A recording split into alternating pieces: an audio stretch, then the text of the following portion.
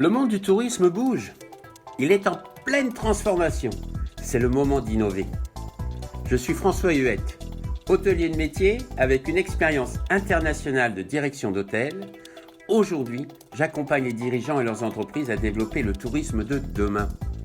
Avec Expérientiel, je vous propose de rencontrer des professionnels du tourisme, mais aussi des personnalités externes à nos métiers qui vont nous inspirer à construire le tourisme de demain ensemble. Un tourisme plus vertueux, en lien avec le territoire, guidé par le sens et l'expérience. Aujourd'hui, nous allons voir comment s'inspirer de son territoire pour créer et écrire des expériences singulières. Anne-Cécile Audrat, avec son agence Les Authentiques de Provence, a développé des expériences uniques fondées sur un tourisme de savoir-faire et découverte en Provence. Elle est aussi rédactrice des billets d'humeur hebdomadaires sur LinkedIn et membre de l'association Défimed, un réseau de valorisation de l'écotourisme en Méditerranée. Bonjour Anne-Cécile. Bonjour François. Merci de nous recevoir et de recevoir Expérientiel. Tu es la fondatrice des Authentiques. Qu'est-ce que c'est ? Alors écoute, c'est une agence qui a été créée l'année dernière parce que j'avais envie de valoriser les talents de Provence, les agriculteurs, les artisans, ces gens qui ont un savoir-faire et qui ne sont malheureusement pas encore assez connus pour certains. Donc mon souhait, c'est vraiment d'accompagner ces gens-là à proposer des activités, à valoriser leur travail, à accueillir du public et aussi à faire connaître et à transmettre ce patrimoine immatériel qu'est leur savoir-faire. Donc aujourd'hui, est-ce que tu penses qu'il y a une réelle demande pour ce genre d'activité ? Alors j'en suis convaincue, j'en étais déjà convaincue avant la crise, puisque depuis déjà quelques années, de par mes expériences passées, à accompagner des agriculteurs sur le développement de l'agritourisme, je vois et je suis convaincue qu'il y a une demande et je pense que la crise sanitaire actuelle renforce encore ce besoin de se tourner vers des territoires, vers les terroirs, vers les produits et puis les gens qui fabriquent ces produits. On a envie de découvrir leur histoire. Enfin, moi, en tout cas, je me passionne à chaque fois que je rencontre quelqu'un par son histoire. Et donc, c'est vrai que je crois que cette crise va renforcer encore ce besoin d'authenticité, d'aller à la rencontre des gens et de savoir comment une huile d'olive est produite, comment une céramique est produite, et puis de discuter et d'échanger avec ceux qui fabriquent ces produits. Alors ces artisans ou ces agriculteurs, c'est pas forcément dans leur gène, parce qu'ils ont d'autres talents. Comment tu les accompagnes justement à pouvoir sortir un peu de leur zone de confort, ouvrir de nouvelles opportunités pour leur travail et pour leur savoir-faire ? Moi, ce qui me permet en fait de les accompagner, c'est que je travaille avec eux à créer un lien, justement. Ils n'ont pas forcément les compétences ou le temps ou les moyens pour communiquer, pour être présents sur les réseaux sociaux, pour voilà, parler d'eux, et puis c'est pas forcément leur nature. Et moi, ce qui m'intéresse, c'est justement de créer ce lien avec eux, de pouvoir raconter leur histoire, d'être à leur côté pour exprimer ce qu'ils veulent exprimer. Alors ils savent très bien l'exprimer en général dans leur travail, dans leurs produits, mais c'est pas toujours évident pour eux d'en parler sur différents médias et autres. Donc voilà, moi mon souhait c'est d'accompagner ces gens-là à construire leur histoire, à la communiquer, à recevoir chez eux aussi, à accueillir chez eux un peu comme à la maison. Et donc ce rôle d'accompagnateur, de facilitateur, c'est ça que j'ai envie de transmettre moi aussi avec les Authentiques. Donc c'est vraiment l'idée de faciliter la rencontre et de mettre à l'aise celui qui reçoit et celui qui découvre. Donc tu remets l'humain vraiment au cœur de l'expérience, C'est ça. mais même dans le développement de l'expérience. Donc il y a le développement, il y a la relation humaine entre toi et eux. Donc il y a une notion de langage aussi, je crois, qui va se mettre en place parce qu'il y a souvent de nouveaux territoires à explorer, on n'est pas toujours à l'aise. Ensuite, il y a la relation avec le touriste qui vient et qui découvre une nouvelle activité ou un savoir-faire. Euh, Ça doit demander quand même pas mal de talent à ton niveau. Je sais que toi, tu as un talent, c'est l'écriture. Et tu m'as parlé que tu travaillais sur un projet de portrait. C'est quoi l'intention de ce projet? Bah, l'intention, c'est justement de remettre au cœur l'humain, comme tu l'as dit. En fait, derrière chaque expérience, il y a ceux qui la font, il y a ceux qui la fabriquent, il y a ceux qui donnent accès à cette expérience.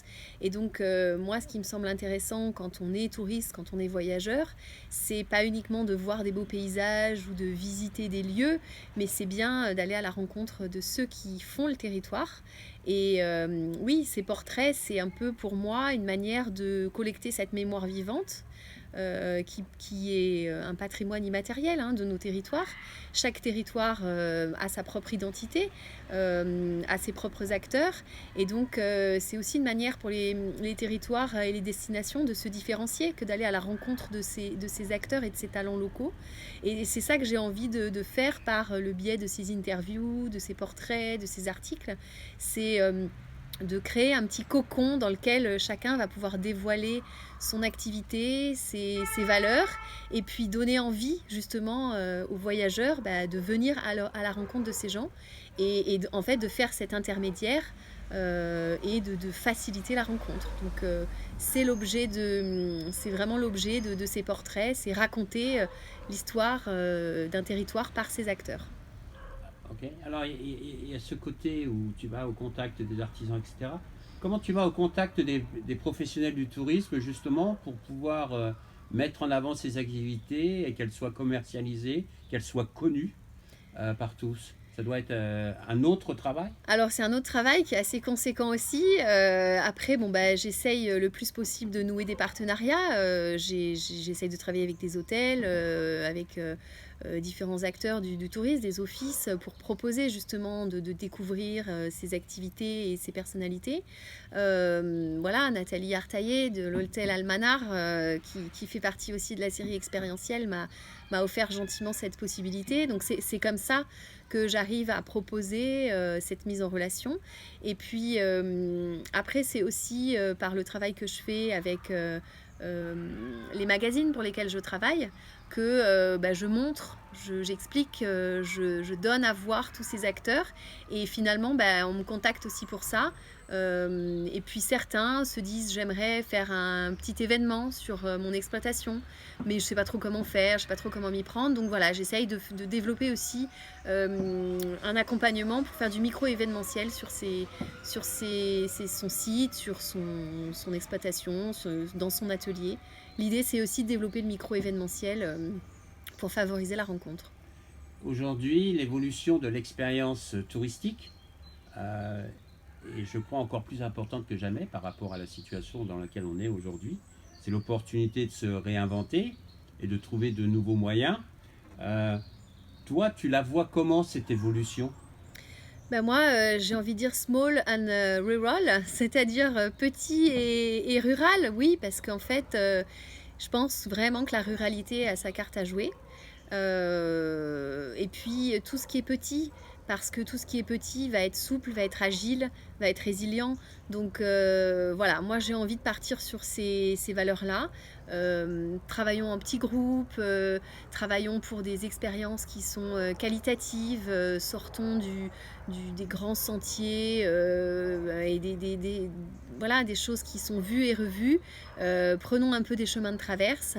Donc la ruralité permet ça et permet justement d'aller vers des choses et des expériences qui soient à la fois simples, vraies et totalement connectées avec leur territoire, quoi.